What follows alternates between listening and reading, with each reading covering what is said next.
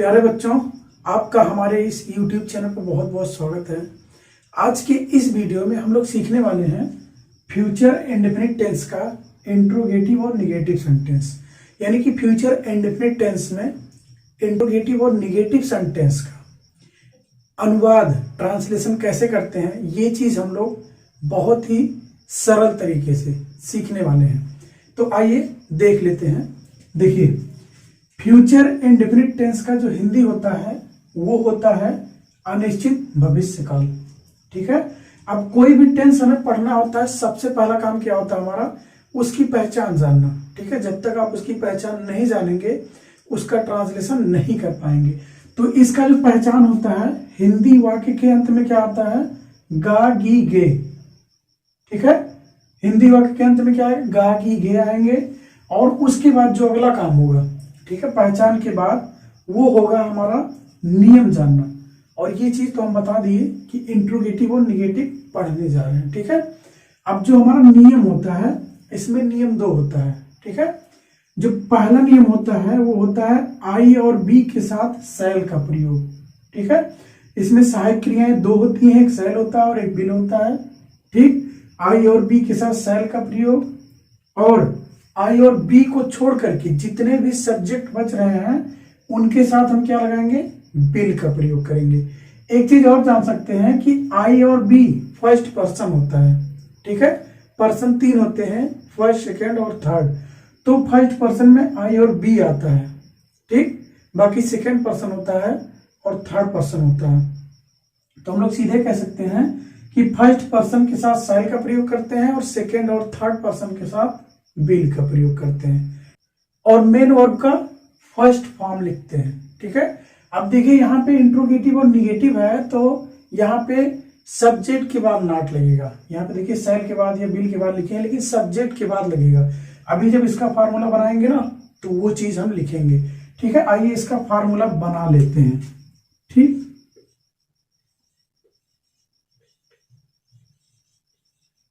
इसका जो फार्मूला बनेगा दो बनेगा, तो सबसे पहला बना लेते हैं क्या से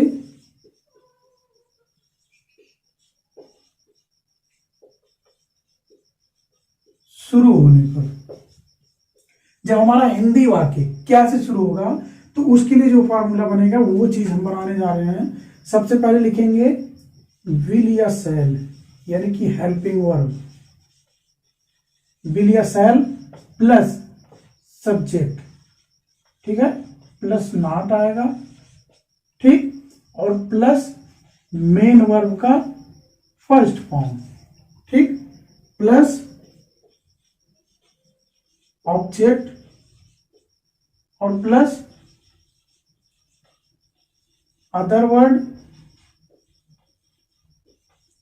प्लस क्वेश्चन मार्क। ये हो गया हमारा पहला नियम। जो दूसरा फार्मूला बनेगा वो हम बना लेते हैं। इसमें क्या होता है, जो प्रश्नवाचक शब्द रहता है वो हिंदी वाक्य के मध्य में आता है। प्रश्नवाचक शब्द हिंदी वाक्य के मध्य में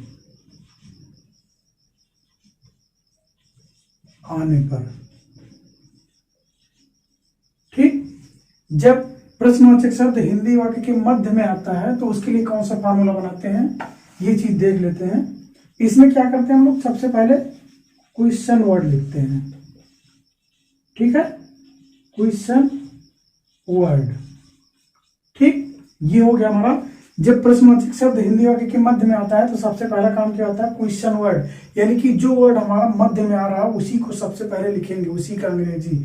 ठीक है। उसके बाद जो भी पहला नियम हमारा है वही पूरा का पूरा उतार देना है। ठीक है।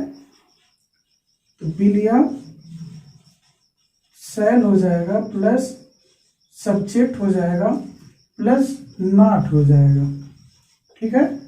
प्लस मेन वर्ब का फर्स्ट फॉर्म हो जाएगा और प्लस ऑब्जेक्ट हो जाएगा।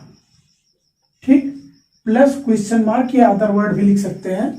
यहाँ पे देखिए दोनों नियम में जो अंतर है, ठीक है, वो केवल इतना है कि इसमें क्वेश्चन वर्ड लिखा जाता है पहले और ये बिलिया सेल से शुरू होता है, ठीक है।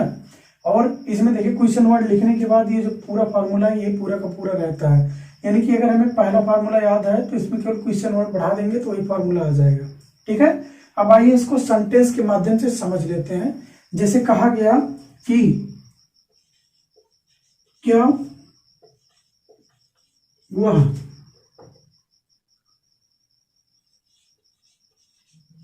अपना किताब नहीं पढ़ेगी, ठीक है। देखिए जब कोई भी हिंदी वाक्य हमें मिलेगा, हिंदी सेंटेंस मिलेगा, तो हमारा सबसे पहला काम क्या होगा, ट्रांसलेट करने के पहले उसकी पहचान करना, और पहचान करने के लिए हम लोग लास्ट में जाते हैं। तो यहाँ पे देखिए जब लास्ट में जाएंगे तो गी आ रहा है लास्ट में, ठीक है। तो हम लोग जानेंगे कि फ्यूचर इंडेफिनिट टेंस का है, और यहाँ पे देखिए नहीं भी आ रहा है और क्या से शुरू हो रहा है, ठीक है। यानी कि इंट्रोगेटिव भी है और निगेटिव भी है। अब हम लोग जान गए कि ये फ्यूचर इंडेफिनिट टेंस के इंट्रोगेटिव और निगेटिव सेंटेंस है, ठीक है। तो ये इसमें देखिए दो फार्मूला बनता है, एक क्या से शुरू होने पर, तो यहाँ पे देखो क्या से शुरू हो रहा है ना, तो ये वाला फार्मूला हम लोग लगाएंगे, ठीक। तो सबसे पहले बिलिया सेल लिखना है, ठीक। बिलिया सेल किसके अनुसार लिखेंगे, सब्जेक्ट के अनुसार। सब्जेक्ट हमारा क्या है, वह है, यानी कि लड़की है तो सी लिखेंगे, तो सी के अनुसार क्या आता है, बिल आता है। तो सबसे पहले हम लोग क्या लिखेंगे, बिल, ठीक है। उसके बाद सब्जेक्ट, यहाँ पे देखिए, उसके बाद नॉट आ जाएगा, ठीक है। उसके बाद मेन वर्ब का फर्स्ट फॉर्म, पढ़ने की बात हो रही ना, तो रीड हो जाएगा, ठीक है। Not read. उसके बाद देखिए अपना किताब ना, अपनी किताब, ठीक है।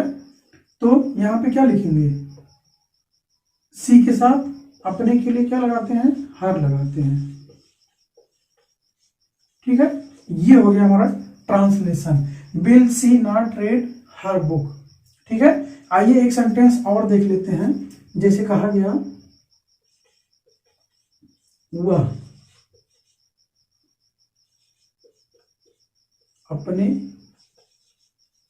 घर क्यों नहीं जाएगा, ठीक है। ये देखिए जब कोई भी सेंटेंस हमको मिलता है सबसे पहला काम क्या होता है, उसकी पहचान करना, और पहचान करने के लिए लास्ट में जाते हैं। तो यहाँ पे देखिए जब लास्ट में जाएंगे तो गा आ रहा है, ठीक है। अब गा हम लोग जानेंगे कि फ्यूचर इंडेफिनिट टेंस का है, और नहीं भी आ रहा और क्यों भी आ रहा है, यानी कि इंट्रोगेटिव भी है और निगेटिव भी है। तो हम लोग जान गए कि ये फ्यूचर इंडेफिनिट टेंस के इंट्रोगेटिव और निगेटिव सेंटेंस है, तो उसके फॉर्मूले के अनुसार हम लोग इसका ट्रांसलेशन करेंगे। यहाँ पे देख रहे हैं क्यों बीच में आ रहा है ना, प्रश्नवाचक शब्द बीच में आ रहा है, यानी कि हमारा दूसरा फार्मूला काम करेगा इस पर, ठीक है। आइए दूसरे फार्मूले के अनुसार इसका ट्रांसलेशन करते हैं, ठीक है। सबसे पहले क्या लिखना है, क्वेश्चन वर्ड लिखना है। तो क्वेश्चन वर्ड हमारा क्या है, क्यों, यानी कि वाई, ठीक है। अब वाई के बाद क्या लिखना है, बिलिया सेल लिखना है, किसके अनुसार, सब्जेक्ट के अनुसार। सब्जेक्ट हमारा क्या आ रहा है, ही आ रहा है, ही के अनुसार क्या लिखेंगे, बिल, ठीक है। क्योंकि यहाँ पर बताया गया आई बी के साथ सेल, बाकी सभी अन्यकर्ताओं के साथ बिल का प्रयोग, बिल लगा दिए। उसके बाद सब्जेक्ट लिखना है, तो सब्जेक्ट हमारा ही है, और उसके बाद देखिए नॉट लगाना है ना सब्जेक्ट के बाद, तो नॉट लगा देंगे, ठीक। मेन वर्ब का फर्स्ट फॉर्म, तो जाने की बात हो रही है, गो। उसके बाद कहां पर, अपने घर, गो टू। अब देखिए ही के साथ अपने के लिए क्या लगाएंगे, हिज हाउस, ठीक। उसके बाद क्वेश्चन मार्क। ये हो गया इसका ट्रांसलेशन। बहुत ही आसान है, बहुत ही आसान। अगर आप लोग थोड़ा सा भी ध्यान देंगे तो पूरा का पूरा समझ में आ जाएगा, ठीक है। अगर आप लोगों को मेरा ये वीडियो पसंद आया हो तो प्लीज शेयर जरूर करिएगा, और मेरे चैनल को सब्सक्राइब करिएगा। वीडियो देखने के लिए बहुत बहुत धन्यवाद।